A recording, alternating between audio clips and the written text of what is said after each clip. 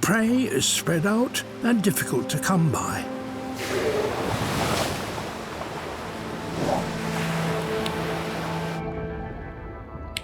This ragged band of transients wear the scars and parasites to prove that it's tough here.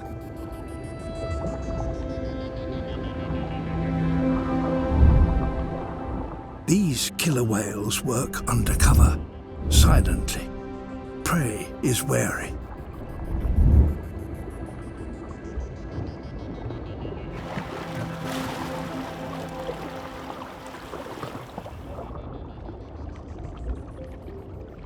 Possible food appears from below. Whiptail stingrays are armed and dangerous.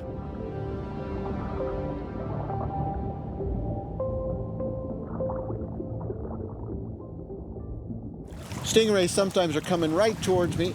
I don't want that on my chest. I'm pushing them away. I don't want that stuck in me. The killer whales, too, seem to know to be careful. That whiptail stingray has quite a spine, and it's venomous. If they get that in their tongue or their mouth, there's going to be some serious pain there.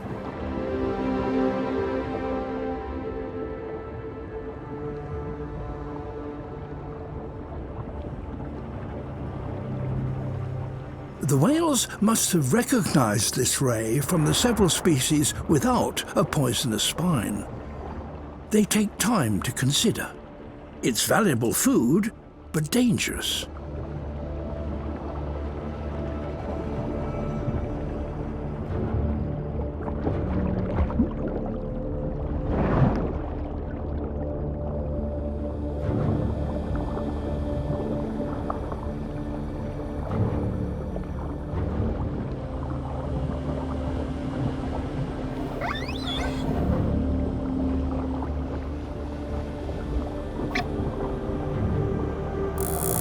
The whales are working out how to deal with the stingray.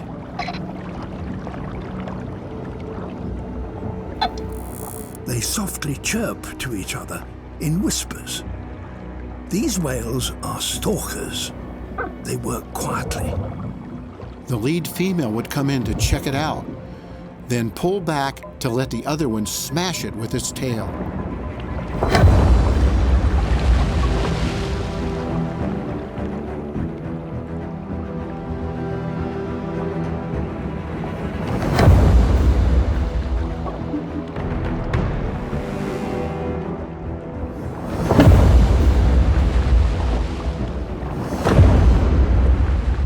Really looks like they're passing on that information, that knowledge, how to stun the stingray and take it as food. You don't want to get between the orca's tail and the stingray, or you're busted up.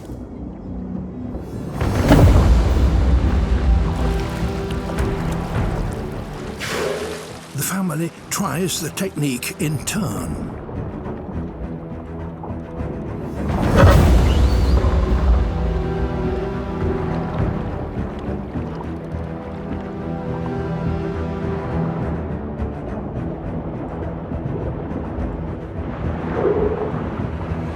The lead whale takes her ray to share with the rest of the pod. This is not instinct, it's creative. Whales can see a problem and think of a solution. Upwellings, created by the meeting of deep cold and shallow warm water, bring plankton and nutrients up from the deep. With a double monsoon constantly pumping more nutrients out to sea, this all attracts the largest animal to have ever existed.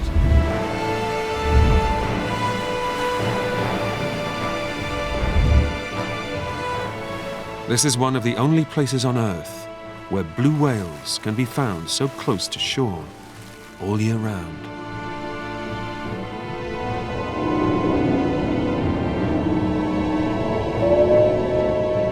Their tongue can weigh more than an elephant, and they can gulp down 4 tons of food in a single day.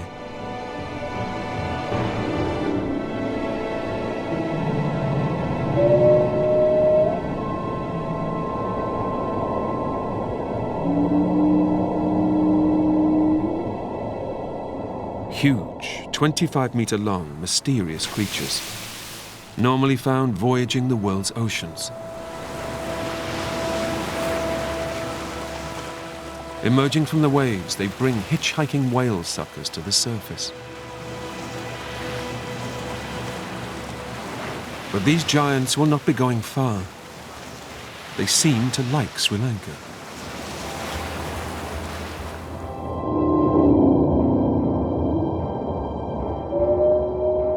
And the waters of this island have a unique sound. For some reason, the blue whales here have a different song. They've been repeatedly recorded, making calls with 4 notes. The other blues migrating the world's oceans don't make these complex calls.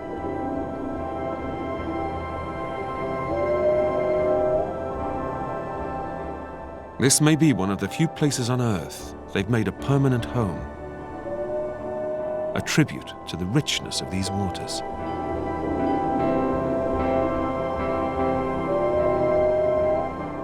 It's possible Sri Lanka has its own unique subspecies, evolved to exploit this fertile territory.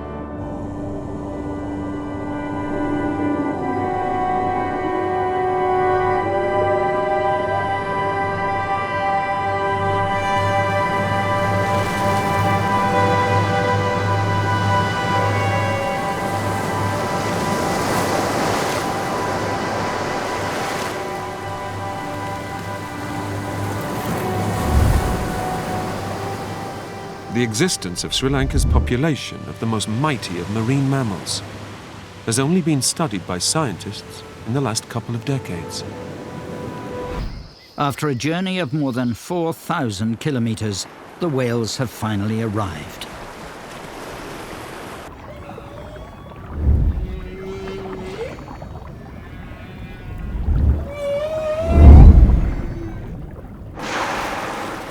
The Abrolhos Bank, over 70 kilometers offshore.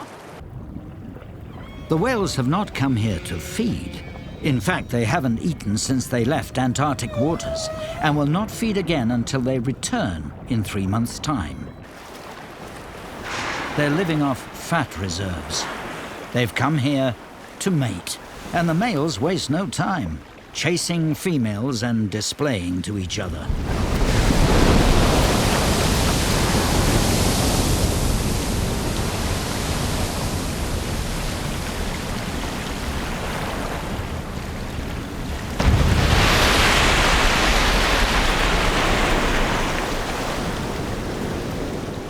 Humpbacks are the most acrobatic of the big whales. And they are big. Over 12 meters long and weighing 30 tons.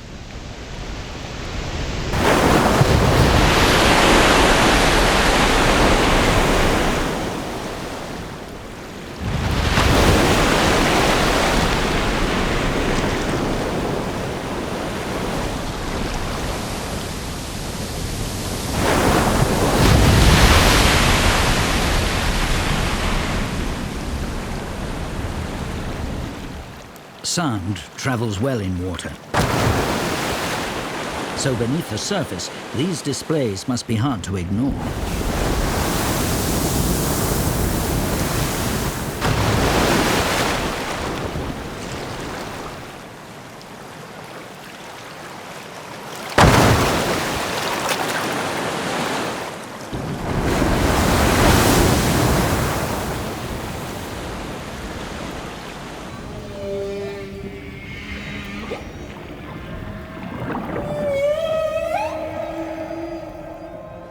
Warm, shallow water makes the ideal nursery for young humpback whales.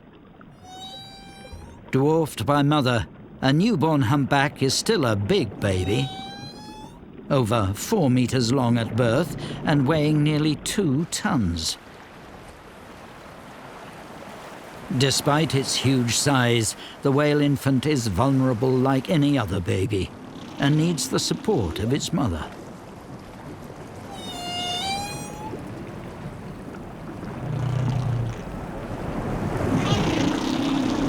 The baby whale has little insulating blubber, and so the warm water is crucial, as is the shelter as it learns to swim.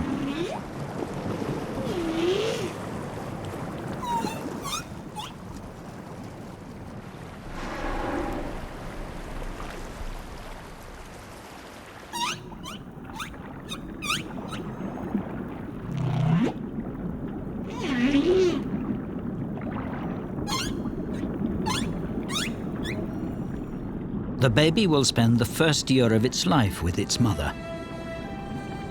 In that time, the young whale has a lot to learn about humpback life.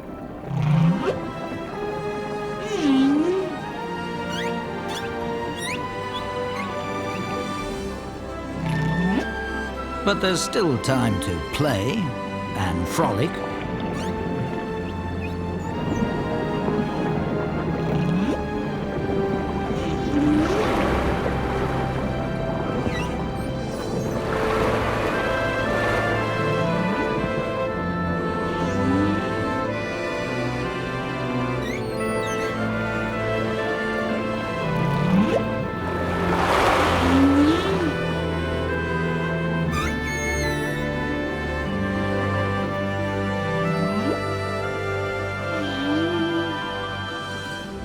The baby grows rapidly.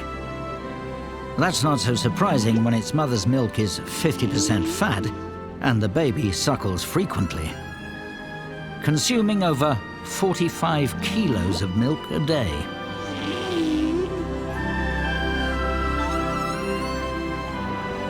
Mother whales are very attentive, often supporting their babies when they surface to breathe.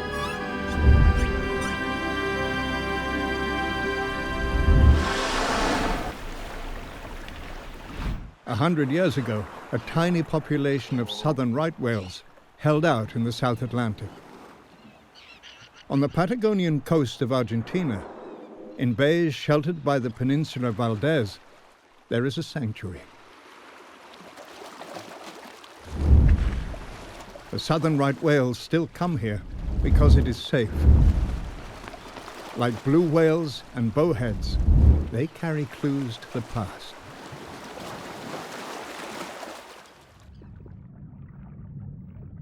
Their faces have hard patches called callosities. They may help to fight off rival males, useful in a sea full of whales. They are also home to a unique community of lice. Whales play host to many specialist species, and that only happens if there are plenty of whales to act as hosts.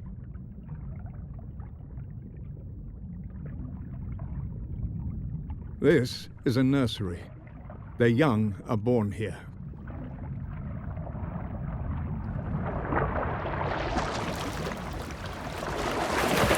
Only a handful of these whales survived, so a genetic bottleneck with some inbreeding is to be expected.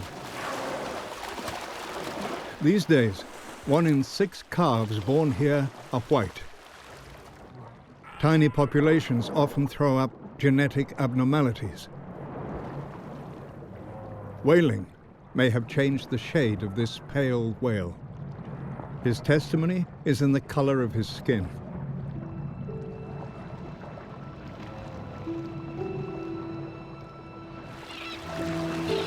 The backs of the whales are pockmarked, where gulls have pecked at their skin as they surface to breathe. Whales may have fed a lot of other unlikely animals in the past.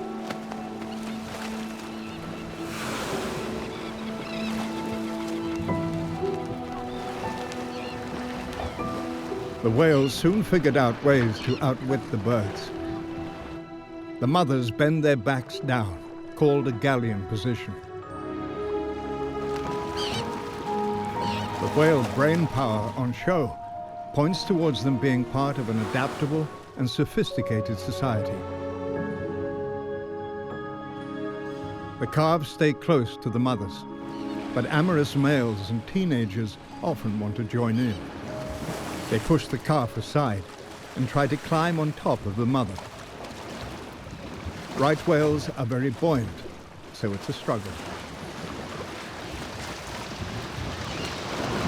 Most of the time, it's not about reproduction. Whales are very tactile. They embrace face to face.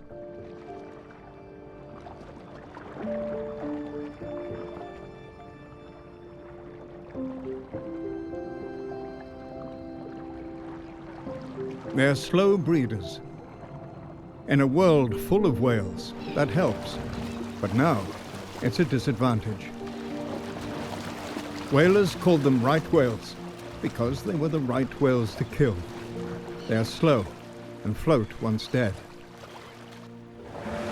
Right whale hunting was banned in the 1930s, and they started to recover. By the 1960s, their numbers should have risen to hundreds at least. Whale scientist Bob Brownell was part of a 1969 expedition to document and film their successful recovery. They searched the coast of South America, but couldn't find any right whales. That was not what they expected. Then they came to a bay behind the Peninsula Valdez.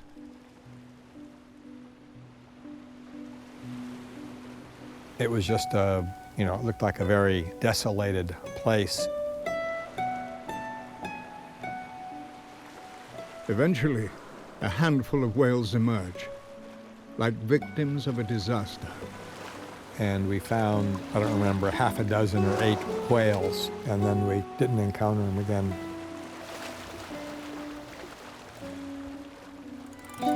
The rest had vanished. The memory of the almost empty bay preoccupies Bob Brownell. And 25 years later, he still wants the truth. There must have been somebody who witnessed this crime. In the Indian Ocean, the island of Sri Lanka stands as a crossroads for all kinds of migrating marine life. Just off the coast is one of the world's biggest gatherings of the largest predator alive.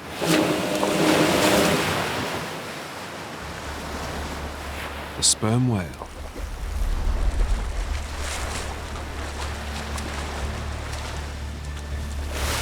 Nomads of the sea, they're almost continuously on the move. Prospectors returning from a world where the sun's rays cannot penetrate.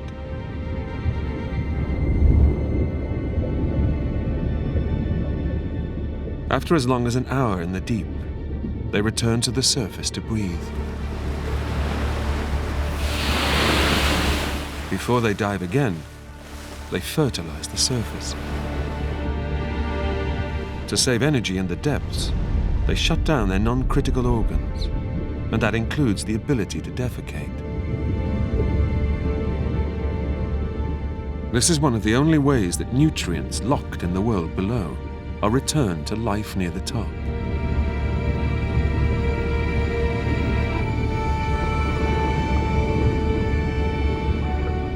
In the expanse of the open ocean, their most stable reference points are each other. Here off the coast of Sri Lanka, they gather in numbers.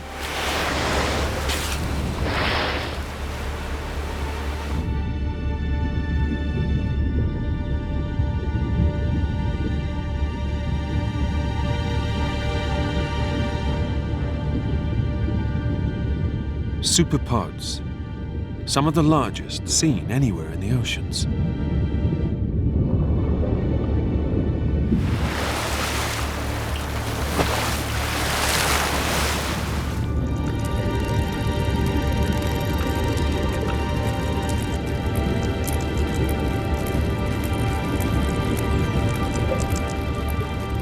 Diving down to over 2 kilometers, they grapple with giant squid in the depths. These are hungry hunters. Each one of them can eat around a ton of food per day.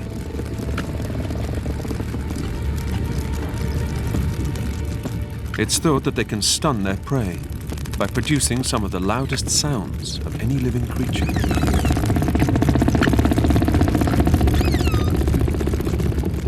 But their life in the world below where the pressure would crush a human, has never been filmed and remains a mystery. And what the killer whales have in their sights are narwhal.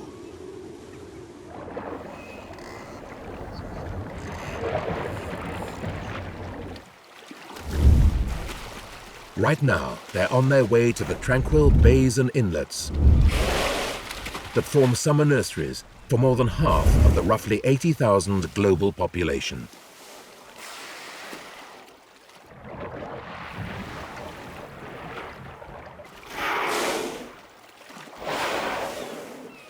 But there are now few places left to hide.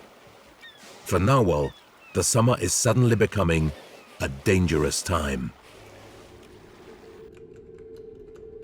Steve's keeping track of the tagged killer whales, and their movements suggest that they know where the narwhal are.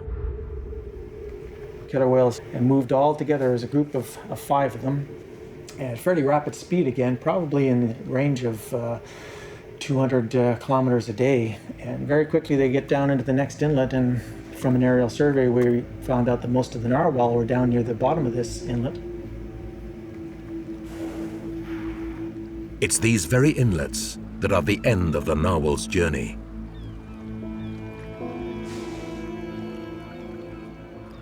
They've now made it to their summering grounds with their young, born a few months previously.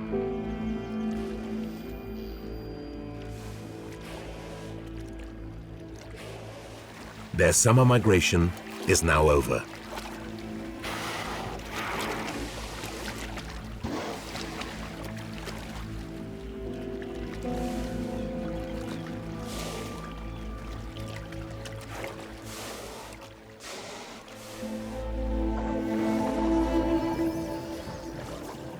Until recently, sheltered inlets were safe places to raise their young.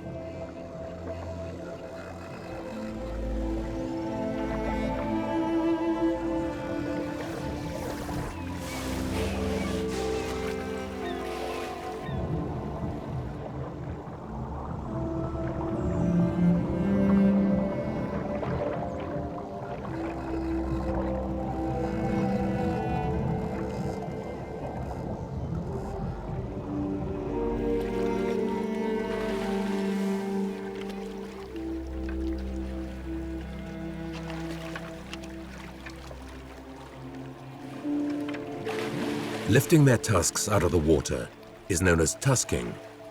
It's thought to be a way of establishing hierarchy and communicating with each other.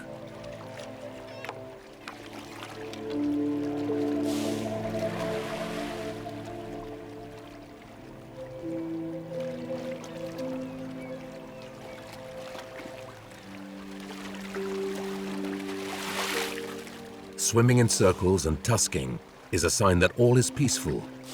For now.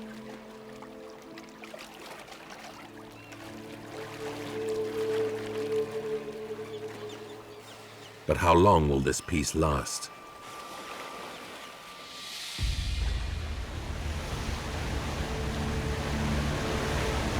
Chasing killer whales, capable of traveling 200 kilometers a day, has been tough for the film crew.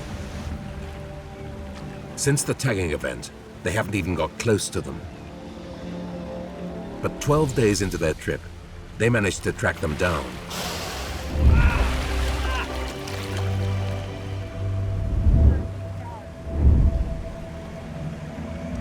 We've got probably, 10, 12 orca going all the way around the boat. Some that have gone underneath it. It's quite an amazing sight. And as the tag suggested, the killer whales are heading straight towards the narwhal nursery grounds.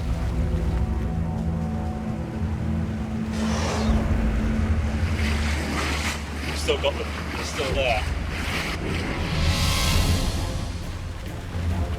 In the far distance, a large group of narwhal appear, swimming fast and close to the shore. And not far behind, the tagged killer whales, clearly in hunting mode. Steve is amazed by what he's seeing. The prey has to do something different. They're not going to outrace killer whales. The narwhal are hugging the shoreline and swimming fast, desperately doing all they can to get away from the killer whales. It's incredible how packed the narwhal's behavior is. It's may not be the best strategy, but I think it's when you're scared, you get close to your neighbor. It seems the narwhal's only hope is safety in numbers. And I'm sure they're terrified. This is probably the most terrifying predator since Tyrannosaurus rex. The killer whale's movements are organized and coordinated. This is a ruthless hunting group ready to strike.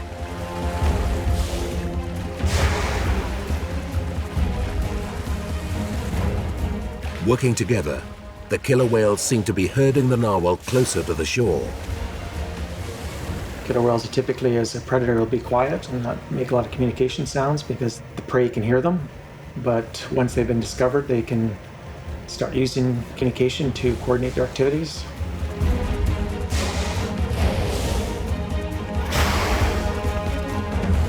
But it's what the killer whales do next that is Steve's biggest surprise.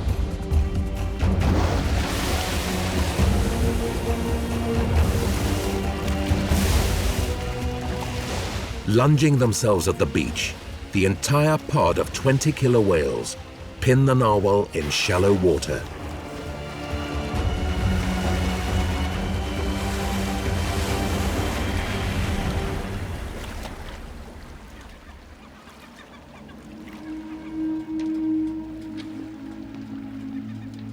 The team are stunned. One of the narwhal's nursery grounds has been torn apart. What has just been captured by the film crew is never-before-seen killer whale hunting behavior. That's amazing. It's amazing. One lone narwhal tries to get away.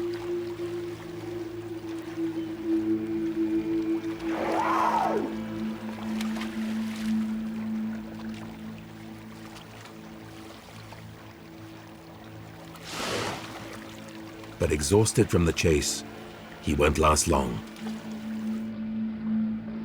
Within moments, the film crew capture a killer whale dragging the last narwhal survivor underwater.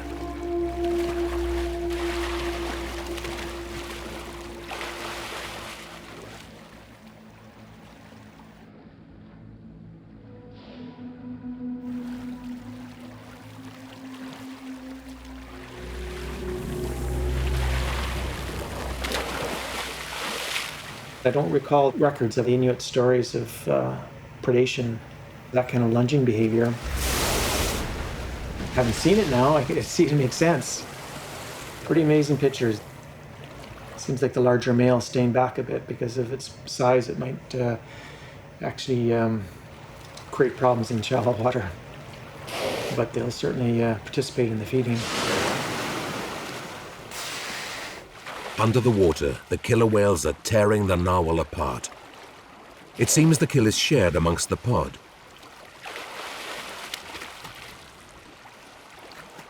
Young killer whales need the protein from the meat so they can grow,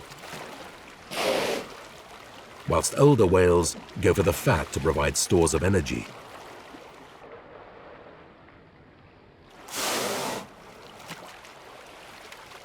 The killer whales have clearly worked out how to take narwhal here. They've invented a specific tactic for this Arctic prey. That's the first time I've seen that kind of footage. That's amazing. That's exactly the kind of things we wanted to document. It's another example of the killer whale's amazing ability to adapt everywhere they go. Thank you for watching. Did you like this video? Tell us in the comments, and please like, share, and subscribe to the Terra channel. Until next time.